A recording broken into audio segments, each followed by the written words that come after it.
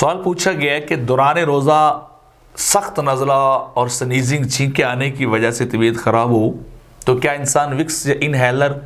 وہ دوران روزہ استعمال کر سکتا ہے؟ اس سے روزے کے اوپر تو فرق نہیں پڑتا۔ اس کا جواب یہ ہے کہ انہیلر کے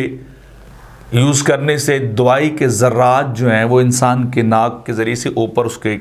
بعد میں حلق کی طرف جو منتقل ہو جاتے ہیں وہ الگ سے گزر جاتے ہیں۔ تو انہیلر کو استعمال کرنے سے علماء نے فقہاء نے منع لکھا ہے کہ یہ چیز جو ہے انسان کی باڈی میں جو ہے وہ انٹر ہو جاتی ہے، حلق سے گزر جاتی ہے، اور جس سے روزہ جو ہے وہ ٹوٹ جاتا ہے اور انسان کے اوپر جو ہے قضاء لازم آ جاتی۔ البتہ وکس وغیرہ یا خارجی استعمال کی کوئی چیز جو ہے وہ لگانا یا صرف اور صرف سونگھنا، جو اس طرح بعض کا تو ڈراپ سا پھینکتے ہیں انہیلر میں تو پمپنگ چلتی ہے ناک میں یوں کر کے تو ناک کھل جاتا ہے، یا بعض کا تو چھینکیں آنا بند ہو جاتی ہے، وہ تو بالکل جائز نہیں۔ لیکن اوپر لگانا یا صرف سونگھنا جس سے دوائی انسان کے حلق کی طرف انٹر نہ ہو، صرف اس کی سمیل ہی ہو، تو اس سے انسان کا روزہ جو ہے وہ نہیں ٹوٹتا، روزہ اس کا جو ہے وہ چلتا رہتا ہے۔